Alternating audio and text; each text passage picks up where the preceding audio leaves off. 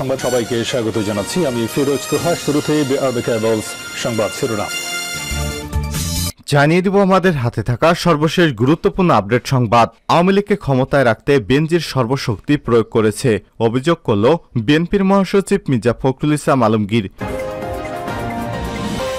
এরপর জানিয়ে দিব বাজেট নিয়ে মন্ত্রিসভার বিশেষ বৈঠকে প্রধানমন্ত্রী শেখ হাসিনা। জানিয়ে দিব বেনজিরের সম্পত্তি ফ্ল্যাটে রিসিভার নিয়োগের আবেদন। পুলিশের সাবেক মহাপরিদর্শক আইজিপি বেনজির আহমেদের পরিবারের সদস্যের নামে থাকা ৬২১ বিঘা সম্পত্তি এবং ৪টি ফ্ল্যাটে রিসিভার নিয়োগের আবেদন করেছে দুর্নীতি দমন কমিশন দুদক। এদিকে ভারতে আওয়ামী লীগের এমপি আজিমকে যেভাবে হত্যা করা হয় জানালেন তানভীর। ঝিনাইদহ ৪ আসনের সংসদ সদস্য আনারুল আজিম আনার হত্যার বিষয়ে শিলাস্তি রহমানের পর এবার আদালতে স্বীকারোক্তিমূলক জবানবন্দি দিয়েছেন তানভীর ভূঁইয়া। এ বিষয়ে গুরুত্বপূর্ণ সংবাদ থাকবে বন্ধুরা। সম্পূর্ণ সংবাদটি জানতে ভিডিওটি না টেনে দেখতে থাকুন। জানাবো ভারতের লোকসভা নির্বাচনের পর যেসব সত্ত্বে মোদির পক্ষ নিয়েছেন নীতিশ নাইডু। এবং সর্বশেষ জানিয়ে দিব আইসিজে প্যানেল থেকে পদত্যাগ করলেন ইসরায়েলি প্রধান বিচারপতি। আন্তর্জাতিক বিচার আদালত আইসিজে প্যানেল থেকে ইসরায়েলি বিচারপতি এহরন বারাক পদত্যাগ করেছেন। গাজায় ইসরায়েলিদের পদত্যাগের অভিযোগ নিয়ে আন্তর্জাতিক আদালতে অ্যাডহক ভিত্তিক বিচারপতির দায়িত্ব পালন করছিলেন তিনি। গত ৪ জুন তিনি পদত্যাগপত্র জমা দিয়েছেন। পদত্যাগের কারণ হিসেবে ৮৭ বছর বয়স্ক বারাক ব্যক্তিগত এবং পারিবারিক কারণ উল্লেখ করেছেন। তবে বিশেষজ্ঞরা মনে করছে ভিন্ন কারণে তিনি পদত্যাগ করেছেন, কারণ গাজায় গণহত্যার বিষয়ে ফেঁসে গিয়েছেন নেতানিয়াহু। এ কারণে নেতানিয়াহু সরকারের পক্ষে লড়তে হবে এমনটা আশা প্রকাশ করে তিনি পদত্যাগ করেছেন। প্রিয় দর্শক, এতক্ষণ শুনছিলেন সংবাদ শিরোনাম, এবারে বিস্তারিত। তবে তার আগে বন্ধুরা, আপনি কোন স্থান থেকে আমাদের সংবাদটি দেখছেন কমেন্ট করে জানিয়ে দিন। এই সংবাদ সম্পর্কে আপনার মূল্যবান মতামত। প্রিয় দর্শক, আপনি যদি আমাদের চ্যানেলে নতুন হয়ে থাকেন, ভিডিওটি দেখতে দেখতে চ্যানেলটি সাবস্ক্রাইব করে রাখুন, যাতে করে আমাদের লেটেস্ট আপডেট সংবাদগুলো সবার আগে আপনার কাছে পৌঁছে যায়। এবারে বিস্তারিত।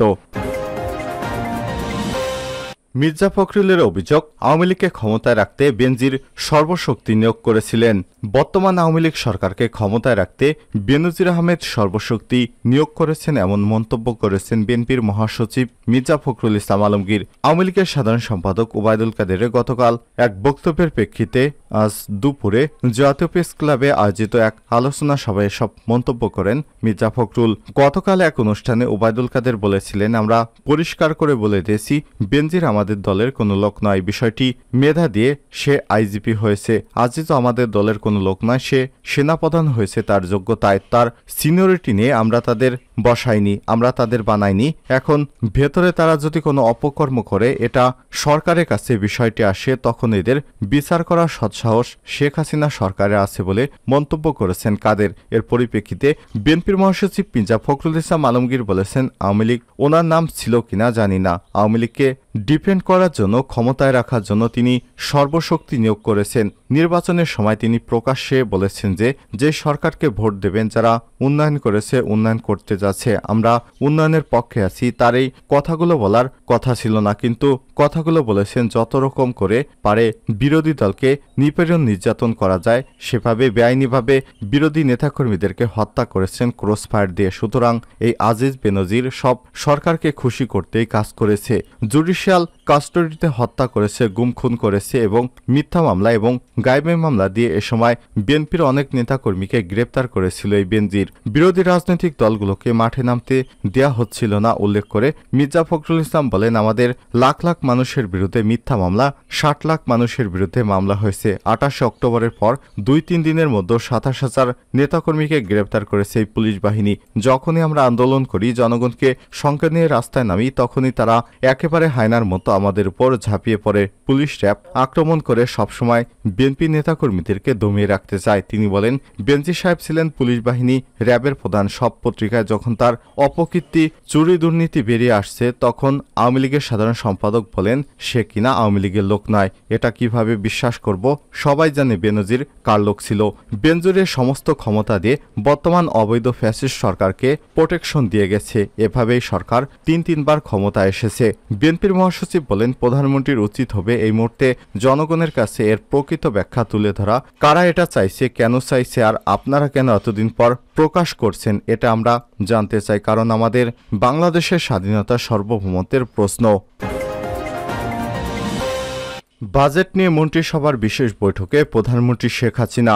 জাতীয় সংসদ ভবনে মন্ত্রিসভা কক্ষে মন্ত্রিসভার বিশেষ বৈঠকে যোগ দিয়েছেন প্রধানমন্ত্রী শেখ হাসিনা। আজ বৃহস্পতিবার বিকাল ৩টায় জাতীয় সংসদের ২০২৪-২৫ অর্থ বছরে বাজেট পেশ করা হবে।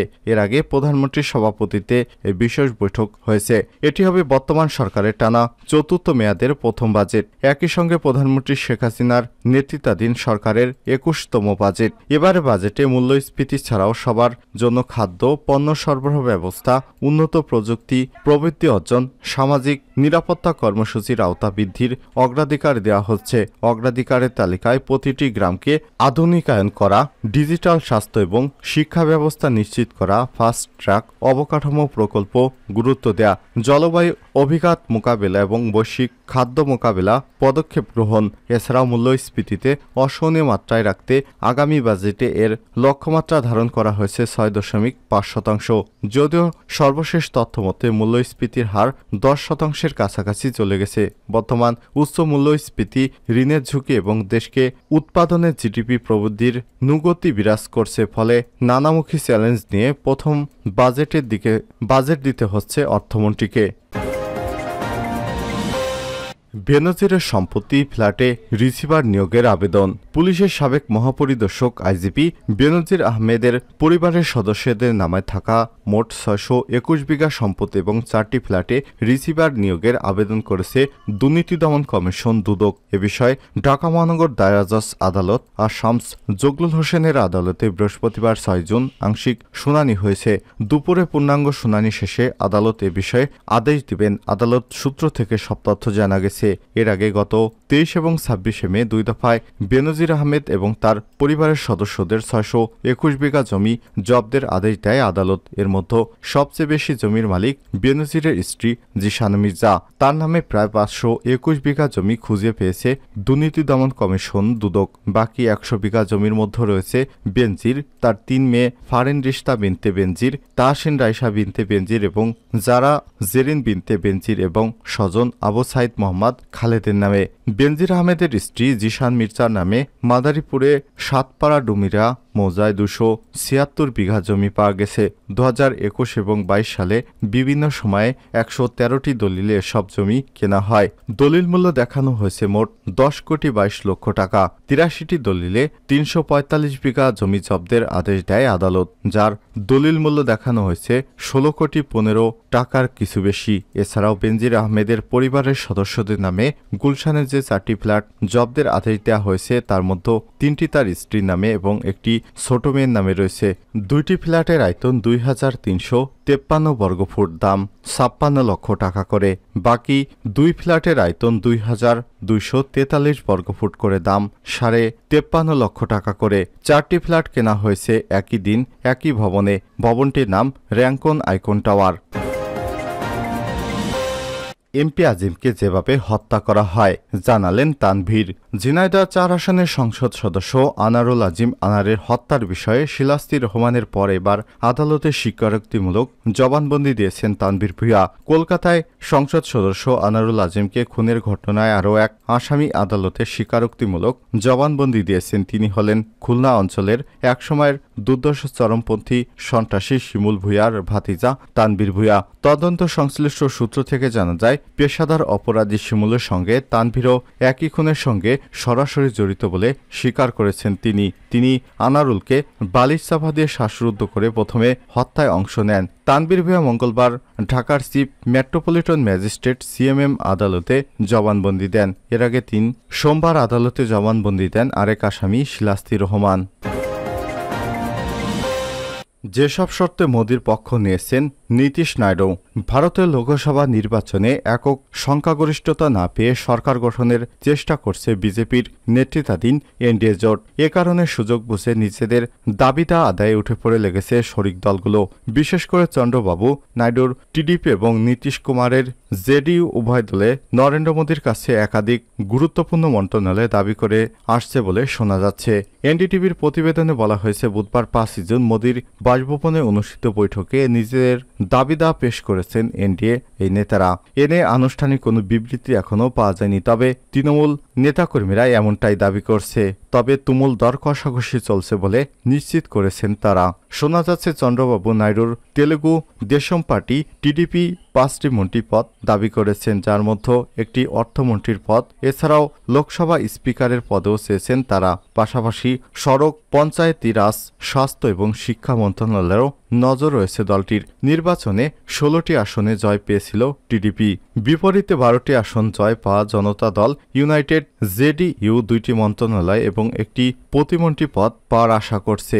দলীয় সূত্র জানিয়েছে, রেলমন্ত্রীর পদটি তাদের কাছে খুবই গুরুত্বপূর্ণ। নীতিশ কুমারের দলটি নতুন এনডিএ সরকারের জন্য একটি সাধারণ ন্যূনতম কর্মসূচি এবং এর বাস্তবায়ন নিশ্চিত করার জন্য সমন্বয় কমিটি গঠনের চাপ দিতে পারে। সাধারণ ন্যূনতম কর্মসূচি হলেও একটি রেজুলেশন যা জোটে থাকা দলগুলোকে বিভিন্ন এজেন্ডাকে রূপরেখা দেয়। অটল বিহারী বাজপেয়ীর শাসন আমলে প্রয়াত জর্জ ফার্নান্ডিস এই কমিটির আহ্বায়ক ছিলেন। জেডিইউ সূত্র বলছে, নীতিশ কুমার এখন এই পদে সম্ভাব্য প্রার্থী। সুযোগ নিচ্ছেন অন্যরাও, শুধু টিডিপি এবং জেডিইউ নয়, দর কষাকষি করছে এনডিএ জোটের অন্য শরিকরাও।